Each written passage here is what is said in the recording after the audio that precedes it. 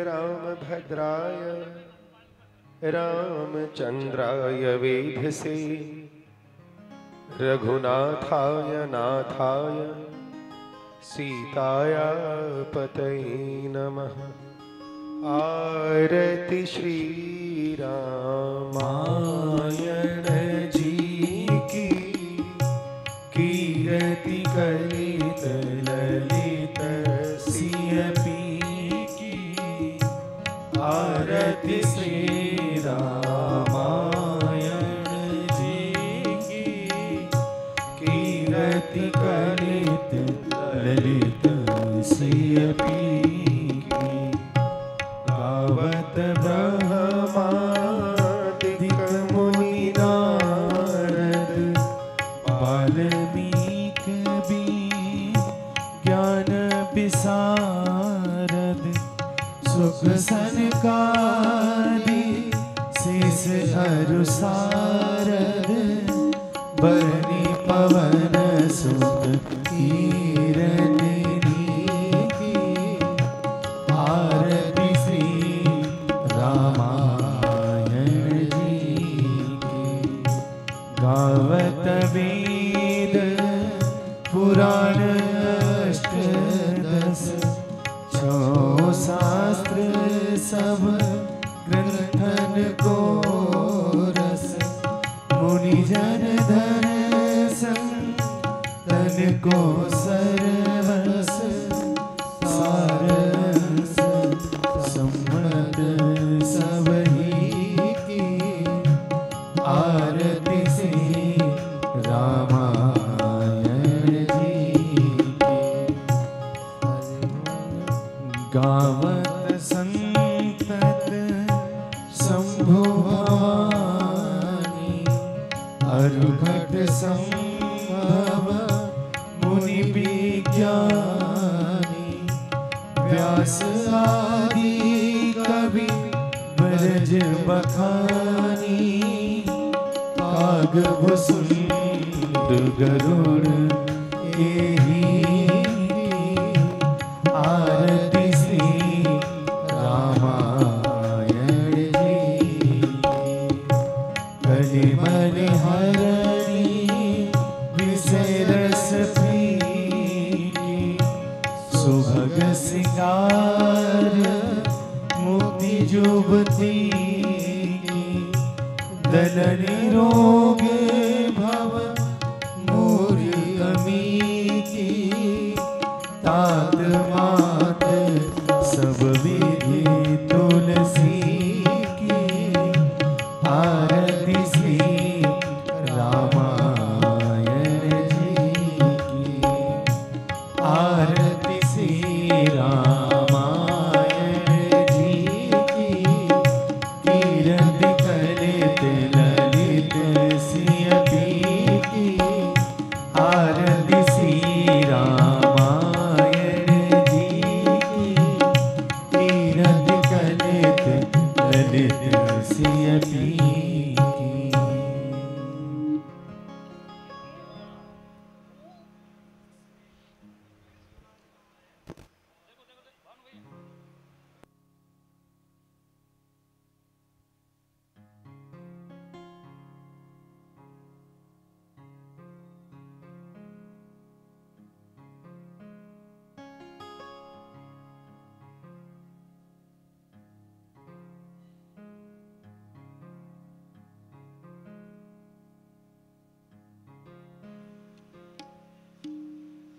प्रथमान्यासन्ना देहनागम महिमानः सचंद जत्र पूर्वे साध्याः सन्ति देवाः। ओम भूर्भुवः श्री पुराण पुरुषाय नमः। श्री गुरुचरण कमलेभ्यो नमः। कर्पूरार्तिक्यं समर्पयामि, मंत्र पुष्पांजलिं समर्पयामि। ओम भूर्भुवः स्वः।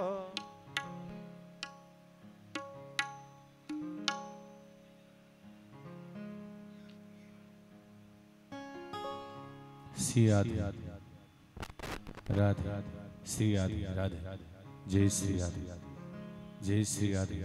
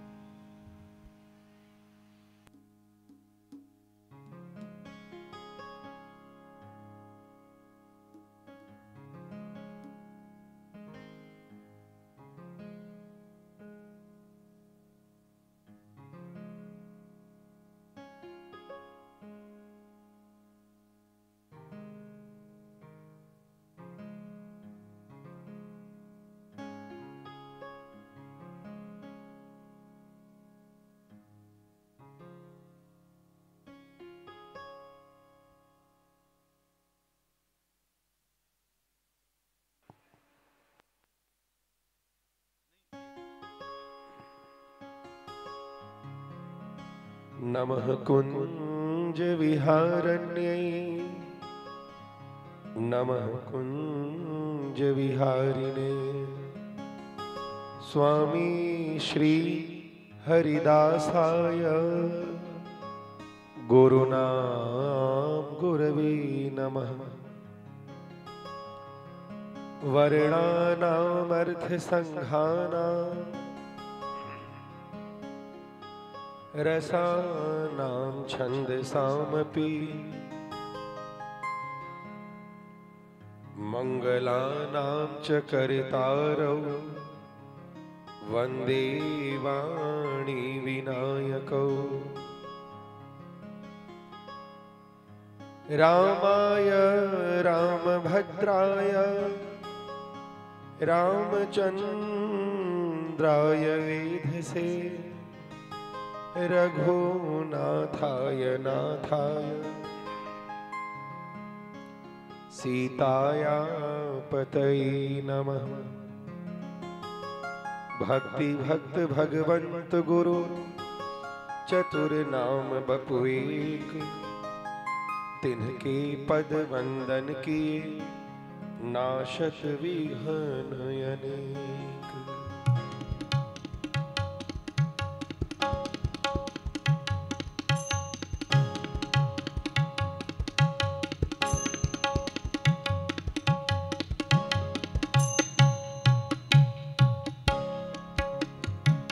श्री रामचंद्र कृपालु भज मन हरण भव भय दारुणम्। नव कंज लोचन कंज मुख कर कंज पद कंजारुणम्। श्री राम श्री राम। अगणित अमित नवनील नीरद सुंदरम। पदपीठ मानव तरित रुचि सुचि नौमि जनक सुतावरम। श्री राम श्री राम। भजो दीनबंधु दिनेश दानव दैत्यवंश निकंदनम। रघुनंद आनंद कंद कौशल चंद्र दशरथ नंदनम। श्री राम श्री राम। सिर मुकुट कुंडल तिलक चारु उदार अंग विभूषणम्। आजानु भुज सर चाप धर संग्राम जीत घर दूषणम्। श्री राम श्री राम। इत वदति तुलसीदास शंकर शेष मुनि मनरंजनम्। मम हृदय कंज निवास कुरु कामादि घर धर भंजनम्। श्री राम श्री राम। मन जाहि राजेउ मिलहि सोवर सहज सुंदर सावरो। करुणा निधान सुजान शील स्नेह जानत रावरो। श्री राम श्री राम। एहि भांति गोरि असीस सुन सिय सहित हिय हर्षित हरि। तुलसी भवानी पूज पुन पुन मुदित मन मंदिर चली।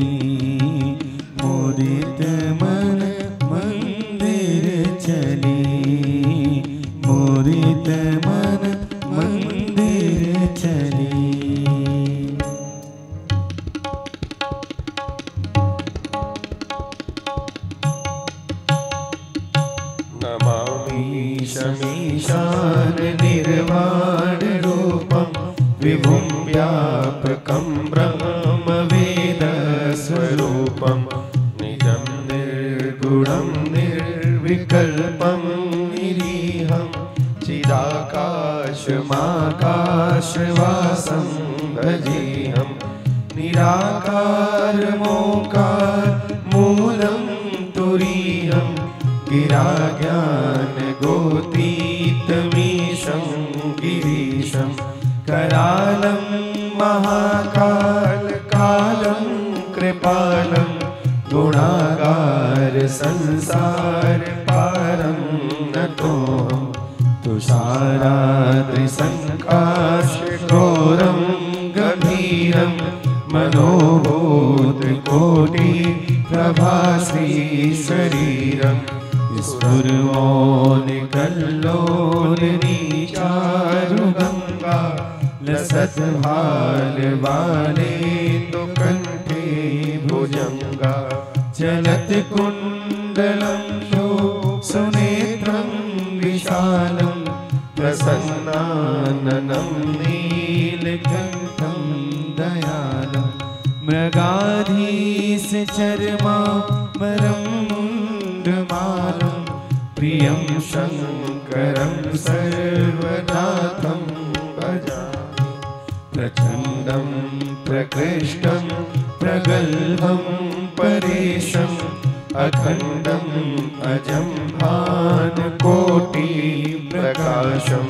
त्रयशूलनिर्मूलनं शूलपाणि भजेऽहं भवानी पतिं भावगम्यं कलातीतकल्याणकल्पान्तकारी सदा सच्चिदानन्ददाता पुरारी चिदानन्द सन्दोहमोहापहारी प्रसीद प्रसीद प्रभो मन्मथारी न यावदुमानाथ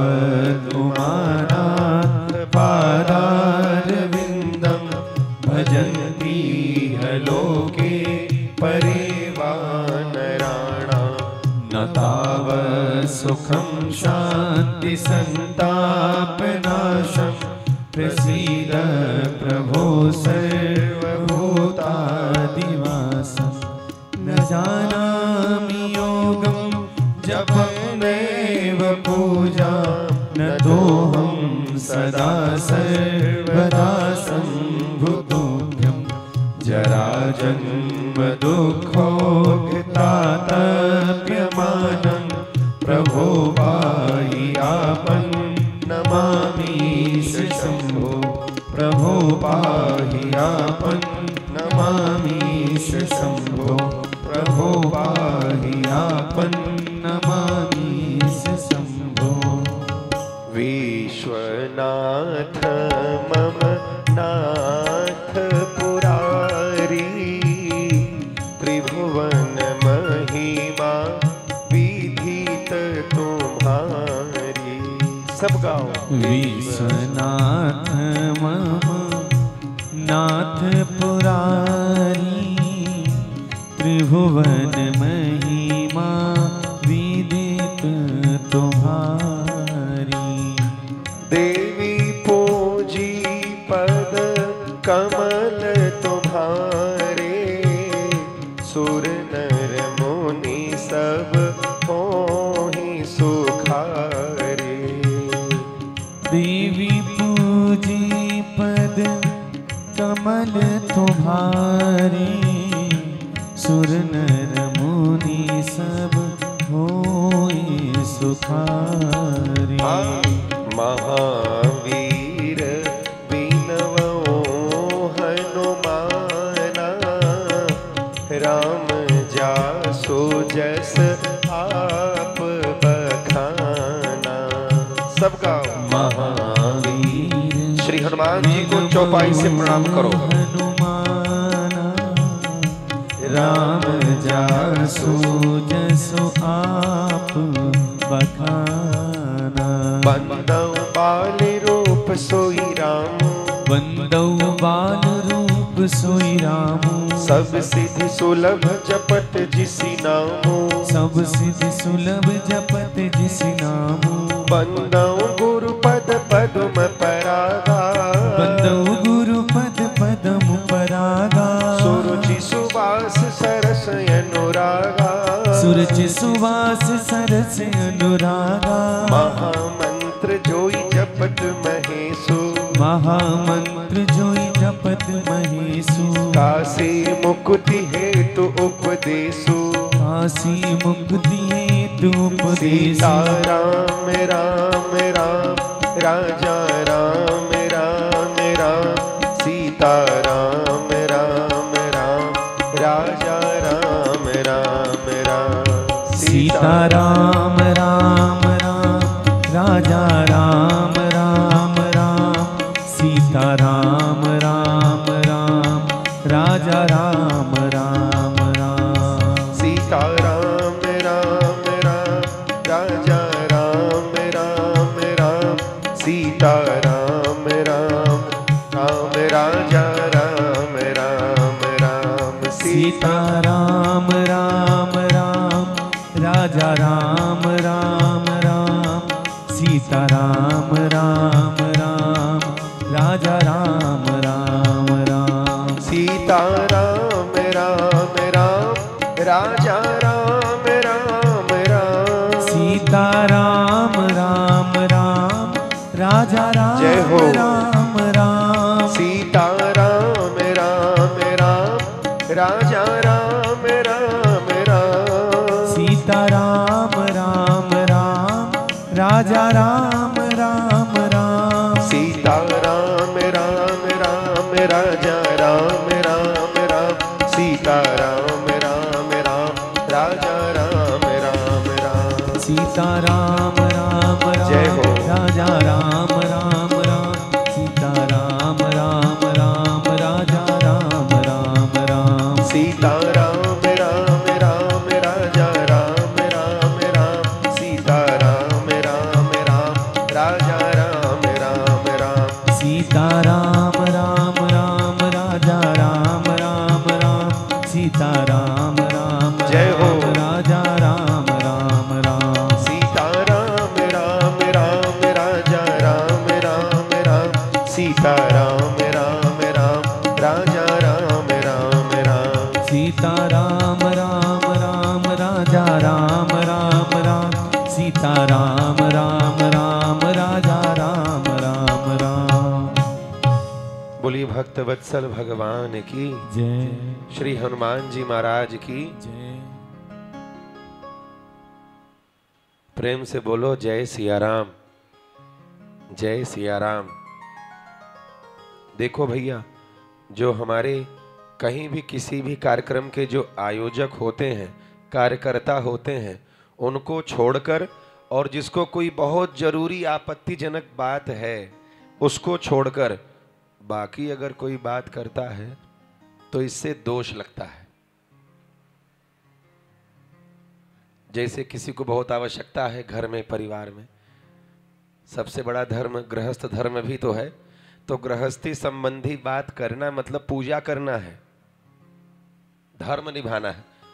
लेकिन अगर बहुत जरूरी नहीं है और कथा सुनने कहीं गए हो या आए हो और वहां या तो आप कार्यकर्ता नहीं हो और या तो घर की बहुत जरूरी बात नहीं है,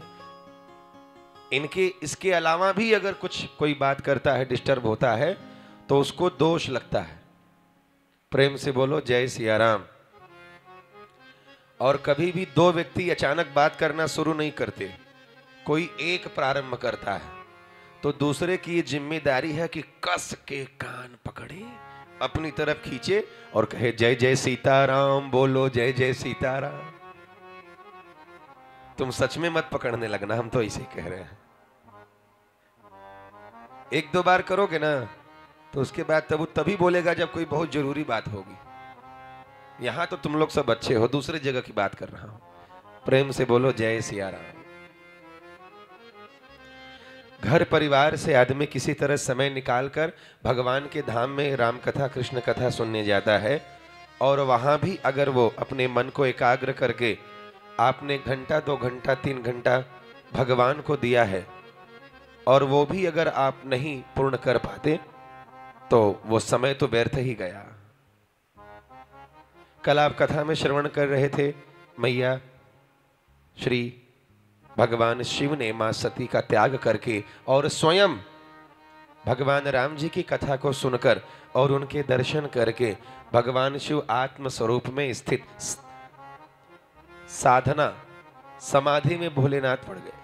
अब मां सती प्रतीक्षा करने लगी कि कब भोलेनाथ उठे। देखो, सिर्फ प्रतीक्षा करना होता तो एक बार चल जाता, लेकिन मां सती को कैसी प्रतीक्षा करनी पड़ी? दुख में, वियोग में। मतलब भगवान शिव समाधि में है, ये तो दुख था ही, लेकिन समाधि से उठ भी जाएंगे तो भी एक दुख था कि हमको तो त्याग दिए हैं। पति द्वारा त्यागे जाने का दुख, और इस दुख को कितने वर्ष तक सहा। जितनी बड़ा अपराध नहीं, उससे कई गुना बड़ा दंड हो गया। लेकिन एक दिन जब भगवान शिव समाधि में थे तो कई वर्षों बाद मां सती को कैलाश पर एक आवाज सुनाई दी। वो आवाज थी, सीताराम सीताराम राम नाम जप। और ये जप कोई और नहीं, भगवान शिव कर रहे थे। तो मां सती समझ गई कि भगवान शिव की आवाज में ये कीर्तन हो रहा है, मतलब भोले बाबा समाधि से उठ गए हैं। मां सती बड़े प्रसन्न होकर दौड़ी। इतने वर्षों बाद भोलेनाथ समाधि में उठे थे। मां ने सोचा वो बात कहूं कि मुझसे गलती हो गई, क्षमा मांगूं। जैसे ही भगवान शिव के समीप गई तो भगवान शिव आज मां सती को देखकर सामने बैठने का आसन दिए। बगल में आसन नहीं दिए, सामने बैठने का आसन दिए। मां सती बैठ तो गई, लेकिन मन में बड़ा दुख हुआ, बड़ा कष्ट हुआ। देखो, परिवार में, समाज में जो लोग हमेशा आपको जो प्रेम और सम्मान देते हैं वो अचानक देना करना बंद कर दे तो ये भी एक दुख के समान है। परिवार में कोई पति पत्नी माता पिता खूब ध्यान रखता हो, खूब सम्मान देता हो, प्रेम करता हो, और अचानक से परिवार का व्यक्ति वो करना बंद कर दे तो व्यक्ति को, जीव को दुख होता है। भगवान शिव ने मां सती को बगल में नहीं, सामने बैठने का आसन दिया। तो मां सती के मन में बड़ा दुख हुआ, बड़ा कष्ट हुआ। बैठी तो थी, भगवान शिव लगे कथा को कहने, कथा श्रवण कराने लगे। अर्थात इससे सिद्ध होता है कि संसार में किसी भी प्रकार का दुख क्यों ना हो, संतान नहीं हो रही है तो ये भी एक दुख है। मान सम्मान पद प्रतिष्ठा नहीं मिल रहा है तो ये भी एक दुख है। परिवार में किसी की तबीयत बहुत खराब है तो ये भी एक दुख है। व्यापार नहीं चल रहा तो ये भी एक दुख है। दैहिक, दैविक, भौतिक तापा, 3 प्रकार के ताप, अर्थात संसार के जितने प्रकार के दुख हैं, सारे दुखों की एक ही उपाय है। अब आप कहोगे गुरुजी भगवान की कथा क्या सारे दुखों के उपाय है? कैसे? तो सुनो, संसार का जितना दुख है ये उस दुख से बड़ा नहीं हो सकता। कहा भैया किस दुख से?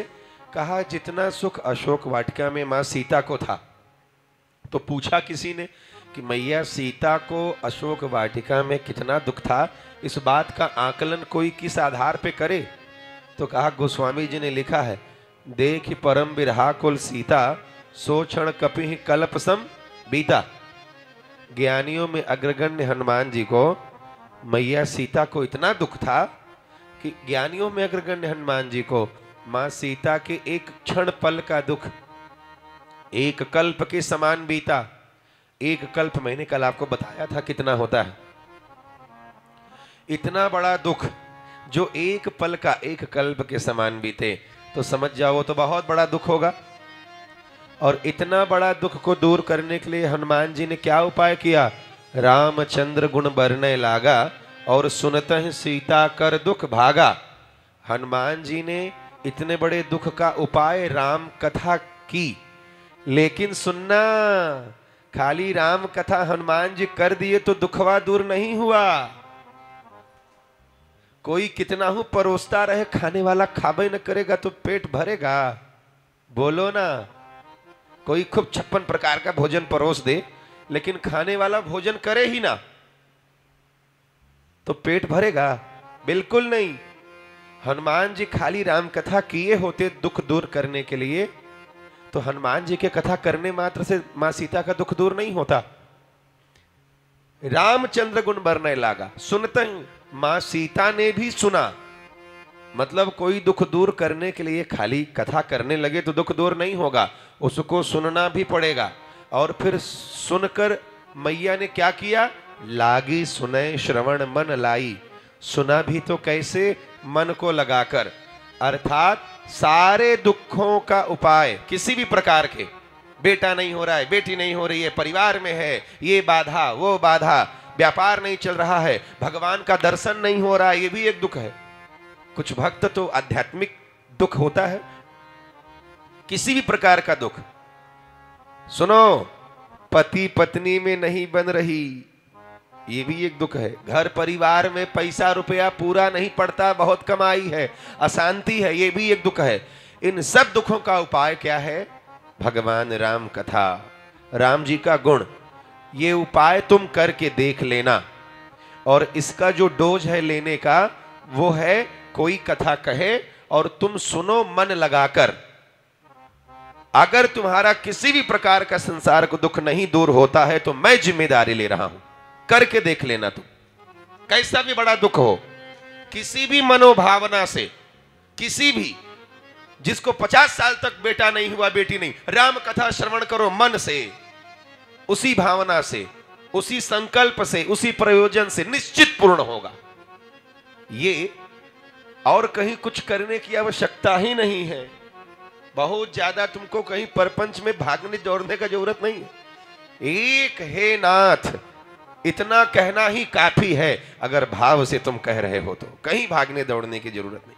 वो भाव जागृत हो जाए तो सारे दुखों के, दैहिक, दैविक, भौतिक, तापा, त्रिविध, ये 3 प्रकार के ताप है संसार में। सारे दुखों की ये राम कथा दूर करती है। जब आप श्रवण करने बैठे हो, प्रेम से बोलो जय सिया राम। तो इन सारे दुखों की उपाय श्री राम जी की कथा है। आज भगवान शिव ने जब देखा मां सती को सामने बैठाने का आदेश दिया, मां सती बैठ तो गई, लेकिन जिसको हमेशा प्रेम मिलता था बगल में बैठाते थे, आज सामने बैठाए, बगल में नहीं बैठाए, तो ये तो दुख की बात है। भगवान शिव समझ गए सती को दुख हुआ है, और इस दुख को दूर करने के लिए शिव जी ने क्या किया? लगे राम जी की कथा का फिर गुणगान करने, कथा सुनाने लगे मां सती को। और उसी समय ब्रह्मा जी ने दक्ष को श्रेष्ठ समझकर प्रजापतियों का राजा, नायक बना दिया। प्रेम से बोलो जय सिया राम। जिसके अंदर जो योग्यता हो, जो पात्रता हो, उस योग्यता पात्रता के आधार पर पद मिलता है। ब्रह्मा जी ने देखा इसलिए योग्य है, किस लिए? प्रजापतियों का राजा बनने लायक, तो राजा बना दिया। अब जब ये दक्ष राजा बना तो इसने अपनी जो मन की भड़ास थी भगवान शिव के प्रति, वो निकालने के लिए इसने बहुत बड़े यज्ञ का आयोजन किया। लेकिन इसके यज्ञ का आयोजन, धर्म कर्म यज्ञ अनुष्ठान करने का उद्देश्य क्या था पता है? पूजा भक्ति नहीं, भगवान शिव जी को अपमान करना। पूजा भी देखो होती है, भक्ति भी कई प्रकार की। ऐसी पूजा, ऐसा नाम जप, माला, भक्ति, यज्ञ अनुष्ठान जिसमें किसी का बुरा करने का उद्देश्य हो, वो तामसी पूजा है, वो तामसी भक्ति है। दक्ष यज्ञ तो शुरू किया, लेकिन भगवान शिव को नीचा दिखाने के लिए, अपमान करने के लिए। तो इस संसार में सब लोग सुन लेना ध्यान से, जो पूजा पाठ भक्ति दूसरे का अहित करने के लिए करता है, उसकी वही गति होती है जो शिवद्रोही की होती है, और शिवद्रोही की वही गति होती है जो दक्ष की हुई। अब आप कथा सुन रहे हो, आगे समझ लेना। सबको निमंत्रण दिया, सारे देवी देवता गंधर्व यक्ष मुनि सिद्ध सबको, लेकिन ब्रह्मा विष्णु महेश 3 लोग को नहीं बुलाया। और भगवान शिव का भाग में ही यज्ञ में नहीं लगाया, क्योंकि स्वयं ने श्राप दिया था।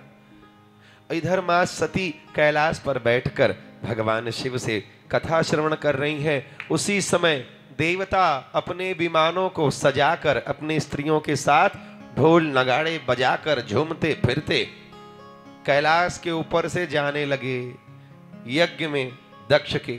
अब देखो यहां भी एक बड़ी बात है, क्या देवताओं के स्थान से दक्ष के यज्ञ में जाने का कैलाश ही एक रास्ता था? कई मार्ग थे, लेकिन ये भी परम कौतुकी कैलाश पर से ही जा रहे थे। अच्छा चलो जा भी रहे थे तो चुपचाप चले गए होते। गान कर रहे हैं, विविध गान ढोलक नगाड़ा, और गाना गाते बजाते झूमते हुए जा रहे हैं, दिखाते हुए। ये वही लोग होते हैं जैसे समाज में किसी 2 व्यक्ति की बड़ी अच्छी बन रही हो और तीसरे को अच्छा ना लगे कि इन लोग की काहे इतनी अच्छी मित्रता है बन रही है, तो उस समय के मौके के खोज में रहता है। और मान लो कभी उन 2 लोगों में झगड़ा हो गया और उसमें से किसी के यहाँ कोई फंक्शन पड़ा तो उसने सबको बुलाया तो उसको नहीं बुलाया, तो ये जो तीसरा है इसको भी बुलाया है, तो ये उसके यहाँ जाने से पहले उसके यहाँ जाता है। क्या हुआ भैया, तुमको नहीं बुलाया? अरे आप तो बड़े मित्र थे उनके, क्या बात हो गई? जानता सब है, लेकिन नीचा दिखाने के लिए। ये महापाप है। किसी का मान हानि करना भी पाप है महाराज, किसी को नीचा दिखाना पाप है। ले जाकर वहां कहेगा ना, और जब वहां से बाहर निकलेगा तो कहेगा देखे बड़े घनिष्ठ बनते थे। सबकी यही रीति है। अब देवता चुपचाप चले गए होते, लेकिन ढोलक नगाड़ा बजाते हुए कैलाश से जा रहे हैं। मां सती ने देखा सुना, मां ने पूछा सब कहां जा रहे हो? अरे आपके पिता इतना बड़ा यज्ञ कर रहे हैं, हम सबको उसी में निमंत्रण है, हम सब वहीं जा रहे हैं। देवता सब चले गए। भगवान शिव से मां सती ने पूछा बाबा कोई निमंत्रण हम लोग को आया है क्या, हम भी जाऊं? भगवान शिव ने मना किया, नहीं वहां मत जाओ। एक बार ब्रह्मा जी की सभा में तुम्हारे पिता दक्ष हमसे अपमान मान लिए थे, विरोध मान लिए थे, तब से हमसे विरोध करते हैं। हमें श्राप तक दे दिया कि यज्ञ में हमारा भाग नहीं लगेगा, तो तुम मत जाओ। मां सती ने कहा प्रभु मायका है, वहां तो मुझे जाने दीजिए, यज्ञ है, मैं जल्दी चलू आऊंगी, ज्यादा रुकूंगी नहीं। भगवान शिव ने बहुत समझाया, अंत में यहां तक कह दिया कि सती 4 जगह बिना बुलाए भी जा सकते हो। अगर निमंत्रण ना मिले तो भी 4 जगहों पे, वो 4 जगह कौन कौन सी है? मित्र के यहाँ, स्वामी के यहाँ, गुरु के यहाँ, मायके में।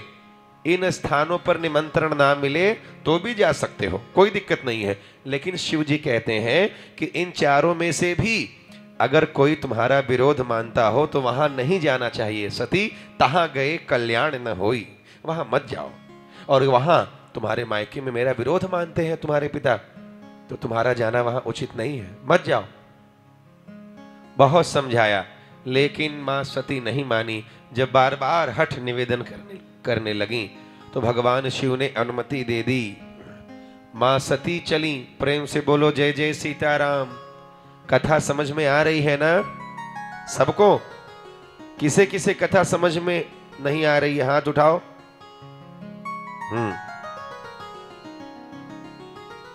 देखो भैया, कभी कभी कथा में रस भी आता है, बहुत आनंद मिलता है। और कभी कभी ये जो मन है, जो कपटी है, जो मेरा आपका भला कभी कभी चाहता है, ज्यादातर नहीं चाहता, ये मन कथा में नहीं लगता। तो इस मन के ऊपर भरोसा मत करना। दवाई जब खाते हो, जब बुखार बीमारी होती है तो कभी कभी दवाई कड़वी होती है तो वो खाई नहीं जाती, लेकिन मन को कड़क करके खाते हो ना एकदम कि खाना पड़ेगा नहीं तो तबीयत ज्यादा खराब हो जाएगी, तो उसे खाते हो कि आराम हो जाए। ऐसे ही धर्म कर्म में अगर मन लग रहा है तो बहुत अच्छी बात है, लेकिन मन नहीं भी लग रहा है तो भी इसको मारो मनवा को, उपदेश से समझा के। मन के चक्कर में मत पड़ो, जबरदस्ती करो लेकिन करो। हर चीज की जबरदस्ती हो रही है संसार में, खाने की पीने की जबरदस्ती खिला देते हैं तो लोग खा लेते हैं। अरे हमारे कहने पर 2 रोटी और ले लो तो ले रहे हैं, भले बाद में बीमार हो जाए। हमारे कहने पे आज पी लो मदिरा, तो जबरदस्ती लोग पी ले रहे हैं, मतलब सारा कमावा जबरदस्ती हो रहा है, और खाली भगवान की कथा भी जबरदस्ती नहीं होगी। तो ये भी, अगर पहली बात तो जबरदस्ती की इच्छा ना हो, अपने आप लगना चाहिए। लेकिन अगर नहीं लगता है तो परेशान मत होना कि तुम्हारा पूजा पाठ भजन में मन क्यों नहीं लगता। ये तुम्हारी गलती नहीं है, ये मन ही ऐसा है, ये लगने नहीं देता। अगर मन पूजा पाठ भक्ति में जल्दी से लग जाता तो कल्याण में ज्यादा टाइम नहीं लगता। अरे भैया, पूजा पाठ भक्ति ये तो दूसरे नंबर पे आती है, पहले नंबर पर आता है मन को पूजा पाठ भक्ति के लिए तैयार करना। कभी भी पूजा पाठ कथा व्रत जब तुम करने लगो तो पहले मन को तैयार करो। क्या करने के लिए? जो करने जा रहे हो। तो पहले मन को तैयार नहीं है तो भी तैयार करो। क्यों? क्योंकि तुम अच्छा कर्म करने जा रहे हो। भगवान शिव ने मां सती को बार बार मना किया कि अब तो मान जाओ, मत जाओ। मां सती ने कहा बाबा मैं जल्दी चली आऊंगी। जब देखा मां सती नहीं मान रही है तो भगवान शिव ने अनुमति दे दी कि तुम चली जाओ, कोई बात नहीं, जाओ।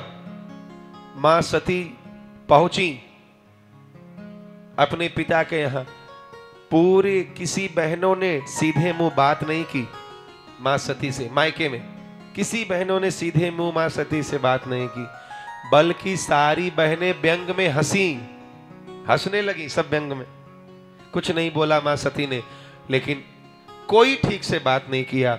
एक मां थी जो प्रेम से मैया सती से मिली, बैठाई, लेकिन मां सती के मन में आया कि भगवान शिव ने ठीक कहा था, मुझे यहां नहीं आना चाहिए था, मैंने गलती की, मैं यहां आकर गलती की, मुझे नहीं आना चाहिए था। भगवान की बात ना मानकर मैंने गलत किया, लेकिन कोई बात नहीं, भोलेनाथ है, मैं चल करके उनसे क्षमा मांग लूंगी, मुझे क्षमा कर देंगे। और ऐसा समझ के मां सती वहां से लौटने लगी, वापस जाने लगी। चलते समय मन में मां सती के आया कि जब इतना दूर आई हूं तो यज्ञशाला के दर्शन कर लूं। अपमान हुआ था मां सती का मायके में, लेकिन चलते समय वापस कैलाश पर मां सती के मन में आया कि अगर इतना दूर आई हूं तो कैलाश पर जाने से पहले आज इस यज्ञशाला के दर्शन कर लूं। और ज्यों ही यज्ञशाला में मां सती दर्शन करने गई तो देखा सबका भाग लगा हुआ था, लेकिन ईशान्य कोण भगवान शिव का जहां स्थान था वो खाली, उनका स्थान खाली था। मां सती ने अपना अपमान तो सहन कर लिया, लेकिन भगवान शिव अपने पति, अपने स्वामी का तिरस्कार सहन नहीं कर पाई, क्रोध में आ गई, लंबी लंबी श्वासें नहीं लगी मां सती, क्रोध में सबको दपटने लगी। जितने लोग थे वहां, मुनि, सिद्ध, सभासद, सब मां का ये क्रोध देखकर हाथ जोड़ के क्षमा मांगने लगे, मैया गलती हो गई, हमसे क्षमा कर दो। मां ने कहा अब किसी को नहीं छोड़ूंगी। सुनहु सभासद सकल मुनिंदा, सुनो सभासद सकल मुनिंदा, कहीं सुनी जिन शंकर निंदा, कहीं सुनी जिन शंकर निंदा। सुनहु सभासद सकल मुनिंदा, सुनो सभासद सकल मुनिंदा, कहीं सुनी जिन शंकर निंदा, कहीं सुनी जिन शंकर निंदा। सो फल तुरत लहब सब काहू, सो फल तुरत लहब सब काहू। भली भांति पछताव पिताहू, भली भांति पछताव पिताहू। मां सती कह रही है जिसने भी भगवान शिव की निंदा कही है और सुनी है सबको दंड मिलेगा, और मेरे पिता वो भी भली भांति पछताएंगे। इतना कहने के बाद मां सती कह रही हैं संत शंभु श्रीपति अपवादा, संत शंभु श्रीपति अपवादा। सुनिए जहां तह असि मर्यादा, सुनिए जहां तह असि क्या? मर्यादा। काटिए तासु जीभ जो बसाई, काटिए तासु जीव जो बसाई। श्रवण मोदिनत चलिए पराई, श्रवण मोदिनत चलिए पराई। मां सती कह रही है संत शंभु श्रीपति, संतों की अर्थात सत्संगियों की, सत्संग जनों की, संतों की, माता पिता गुरु धर्म की, भगवान विष्णु की, भगवान शिव की ना निंदा कहनी चाहिए ना सुननी चाहिए। अगर कहीं कोई निंदा कर रहा है, अगर कहीं कोई निंदा कर रहा है,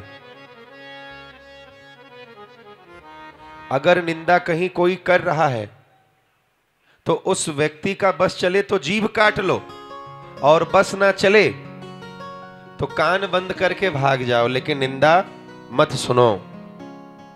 सब हाथ जोड़ के क्षमा मांगने लगे मां सती से, मां हम सबसे गलती हो गई, एक बार क्षमा कर दो।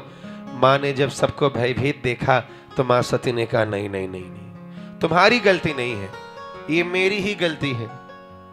मेरे पिता दक्ष ने भगवान शिव का अपराध किया है, अपमान किया है, और उसी पिता के रक्त से मेरी ये शरीर बनी है, तो मैं इस शरीर को ही, इस तन को ही दंड दूंगी।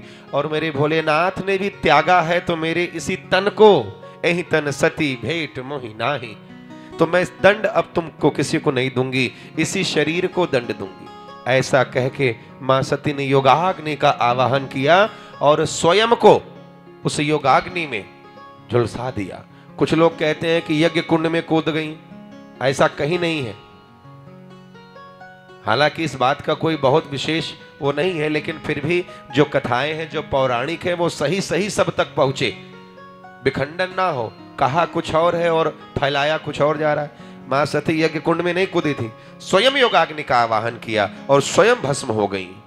मरते मरते मां सती कह रही है, हे प्रभु, हे भोलेनाथ, मैंने आपकी अवज्ञा की है, मुझसे गलती हो गई।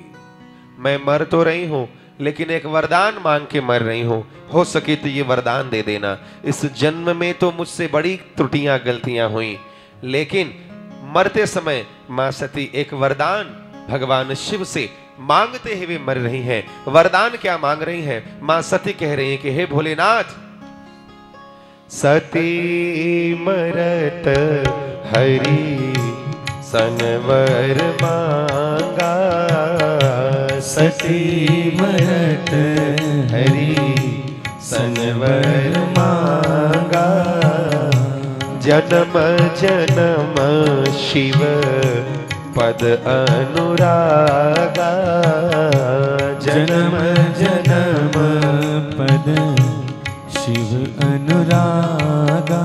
मां सती कह रही है, मैं मर तो रही हूं, लेकिन मेरा जहां भी जन्म हो, हे भोलेनाथ, हर जन्म में आपके चरणों में प्रेम हो।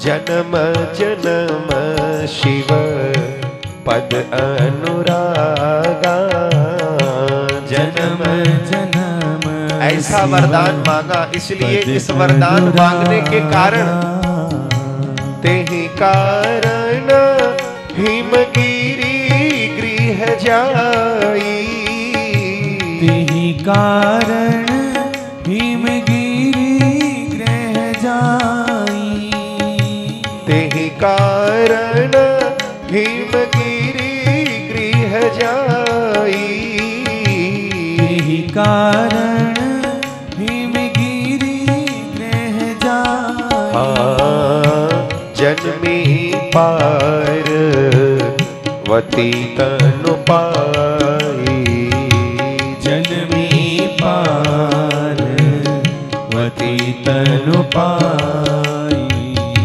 जन्मी पार्वती तनु पाई, जन्मी पार्वती तनु पाई।